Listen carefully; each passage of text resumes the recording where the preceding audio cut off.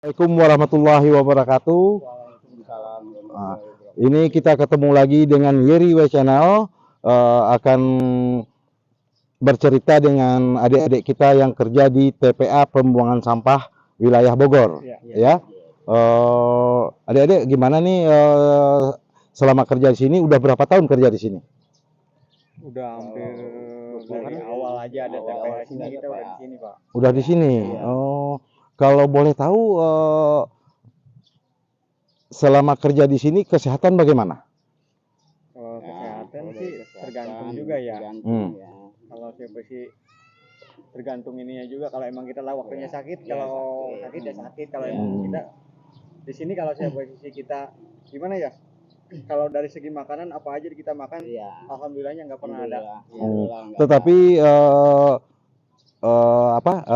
saudara-saudara semua itu atau anda semua pengen ada perubahan cara mencari penghasilan atau kehidupan atau tidak? Ya pengen lah, pengen lah, Pak. Hah? Iya. Ah, sekarang pemerintah kita dengar, Ya. Pak Jokowi dengar, Pak Presiden dengar, tolong ngomong apa permohonannya kita ke pemerintah. Coba ngomong aja, langsung aja bertiga. Iya. Iya. Ah.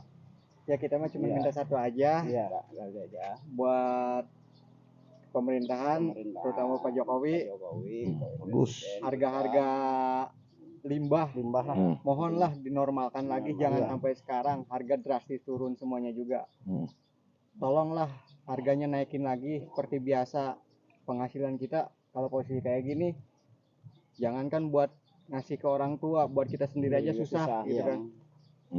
Terus masalah sembako mau dinaikin apa diturunin nih? Ya turunin. Ngomong minta ke Pak Jokowi, ke Pak Presidennya. Ada Bapak Presiden dari segi sembako yang kayak gitu tadi turunin. Terus ini saya mau tanya sedikit. Iya, Pak. Bertiga, rata-rata penghasilan sehari dapat di TPA ini berapa? Ya paling Kalau normal posisi kita lagi normal, harga kita biasa nggak turun seperti ya, sekarang. Ya kalau 50 lebih kita penghasilan dapat, Pak.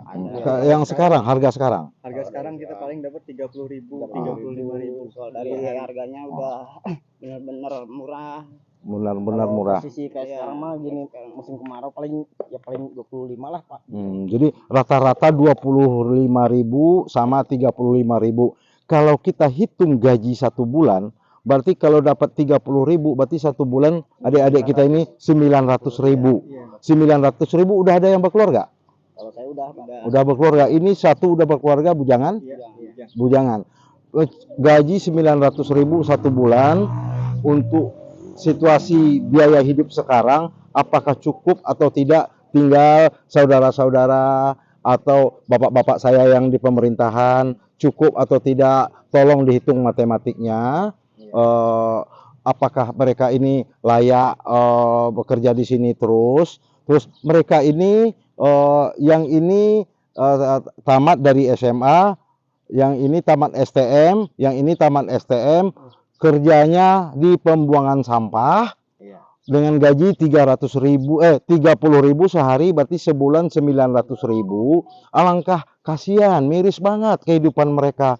Jadi bagi kita yang duduk di pemerintahan, tolong kita pikirkan ini. Dan pertama-tama untuk orang kecamatan, bagaimana nih untuk mengangkat harga derajat mereka ini.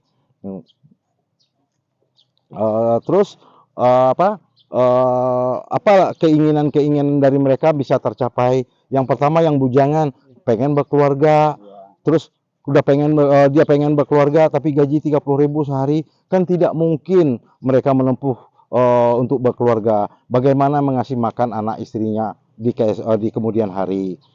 Terus di sini kerja habis dikumpulin barang-barang di sampah ini, terus jualnya kemana? Ada tiap penimbun ada. Tiap penimbun ada.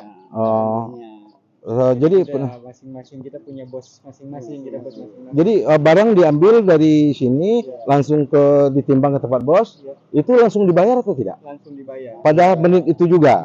Habis timbang bayar, Nimbang nimbang setiap hari apa setiap minggu? Setiap hari.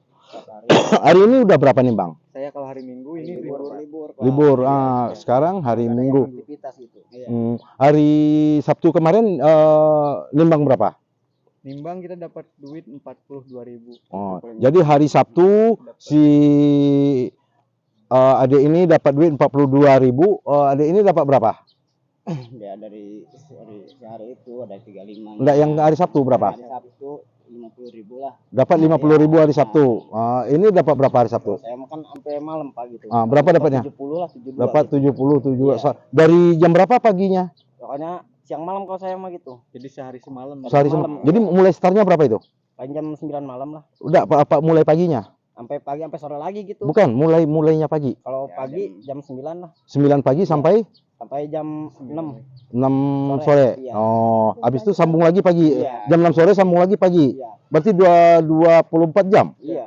Hitungannya. Siapa nama? Soleh. Ini Mas Soleh masuk pagi sampai sore, sore sampai pagi lagi, menghasilkan duit berapa? 72. 72.000. Kerja dari pagi jam 7 pagi sampai maghrib, nanti jam 7 malam sampai jam 6 pagi lagi, dapat duit berapa Mas Soleh? 72 Pak. 72.000. Dekat dikit. Kerasin suara.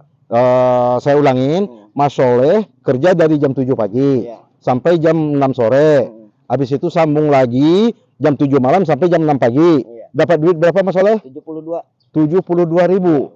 Ya Allah, ya Allah. Kerja 24 jam dapat duit 72.000. Bagaimana mereka bisa hidup layak, tidak istirahat? Karena udah punya anak istri, dia banting tulang 24 jam dapat 72.000. Coba kita pikir deh.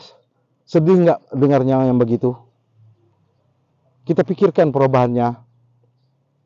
Kalau kita tidak pikirkan perubahan ini rakyat kita di Indonesia ini seperti adik-adik yang bertiga ini jutaan orangnya. Banyak sekali ya. Apalagi kalau setiap hari-hari biasa gitu, hari-hari Di sini aja yang kerja kira-kira berapa orang? Di total kasarnya saja. Yang penghasilannya sama adik-adik. yang profesinya sama sih, kalau ibarat kata di sini kan banyak ya, ada yang di bawah, ada yang di atas mobil. Jadi kita kan di bawah, kita bagian di bawah. Yang bagian di bawah kira-kira rata-rata berapa orang lebih kurang? Kalau dari bawah sampai 300 orang. Di TPA ini yang kerja dengan penghasilan rata-rata 30.000 per hari, ada lebih kurang 300 orang. Baru satu tempat TPA Bapak-bapak, lebih kurang 300 orang yang kerja di sini, penghasilan 32.000 sehari. Ada yang udah tua, ada yang perempuan, ada yang udah punya istri, ada yang bujangan. Terus sementara persentase kemiskinan kita ini sangat banyak orang miskin di bawah. Terus yang kaya juga. Apakah yang kaya itu tidak kasihan mereka melihat adik-adik kita ini di lapangan dan sangat mirislah hidupnya. Benar ya? Iya, Jadi minta perhatian ya. Sekali lagi minta deh ke pemerintah kalau begitu ceritanya. Udah tidak tuh. Buat para di atas semua, terutama Bapak Jawawi, saya minta pengertiannya terhadap kami yang minta ada perhatiannya. minta perhatiannya terhadap kami yang ada di TPA Galuga ini. TPA Galuga untuk makan aja susah. Untuk makan aja susah kita sehari-hari. Kalau kita nggak nyari uang sampai keringetan, kita nggak bakal makan, Pak. Udah keringatan pun dapatnya cuma 30.000. Iya, seperti itulah. 24 jam cuman dapatnya 70.000. Terus kalau rumah udah milik sendiri apa kontrak atau masih sama orang tua? Masih ada yang kontrak, ada yang diam di rumah orang tua. Jadi yang kerja di sini masih ada juga yang kontrak. Iya, banyak. Lebih banyak yang kontrak daripada yang rumah sendiri atau di orang tua. Kalau kontrak rumah di sini berapa satu bulannya? Yang tergantung Pak, ada yang 3,5, ada yang 400, ada yang 500. Jadi kontrakan rumah di sini di daerah TPA ada yang 300 sampai 400. Sedangkan penghasilan mereka itu cuman 900.000 ditambah untuk kontrak 400, dikurangin kontrak 400.000, berarti sisa 500 untuk hidup 30 hari. Aduh, masya Allah. Coba apa tega kita melihat adik-adik kita begini. Semuanya punya ijazah SLTA, tapi karena tidak ada yang mendorong supaya mereka bisa kerja, bisa apa, lapangan kerja sempit, nggak ada lapangan kerja, mereka ditanggunglah hidup begini. Jadi kalau dibilang sangat terpaksa nggak kerja di sini? Ya mau gimana Ya, mau lagi gimana Pak? lagi. Karena tidak ada yang lain, yang layak tempat kerjanya tidak ada. Anak bini saya nggak makan gitu. Ah. Anak saya pengen makan susah gitu Pak. Ya bilang anak kesini lah saya gitu. Mau tak mau lah ya. Oh gitu. Jadi saya bermohon Bapak Presiden Jokowi, Kementerian Tenaga Kerja, perhatikanlah adik-adik yang di TPA ini. Di satu TPA aja itu lebih kurang tenaganya 300 orang, rata-rata penghasilan 30.000 sehari, punya anak, punya istri, ada yang tua, ada yang muda, ada yang perempuan, ada yang nenek-nenek. Tadi saya ketemu nenek-nenek. Jadi biar mereka itu merasakan bahwa Indonesia itu telah merdeka.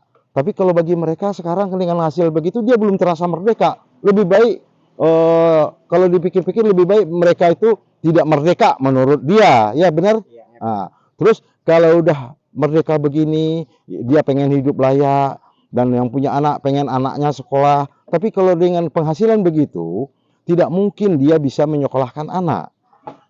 Untuk kelangsungan kehidupan kesejahteraan seluruh warga Indonesia, karena terlalu banyak di seluruh TPA ini yang kerjanya begini, mari kita sama-sama berpikir, mudah-mudahan Bapak Jokowi, Kementerian Dalam Negeri, Kementerian Tenaga Kerja, mari bagaimana jalan keluarnya untuk kita bisa memperhatikan adik-adik ini.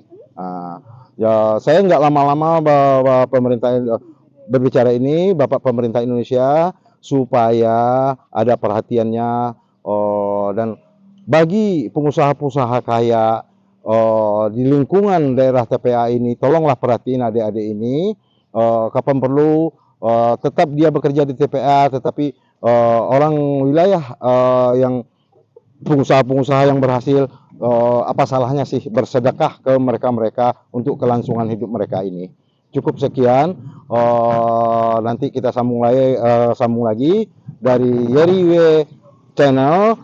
Selamat sore, assalamualaikum warahmatullahi wabarakatuh. Ore. Sorry Jar. Halo, boleh.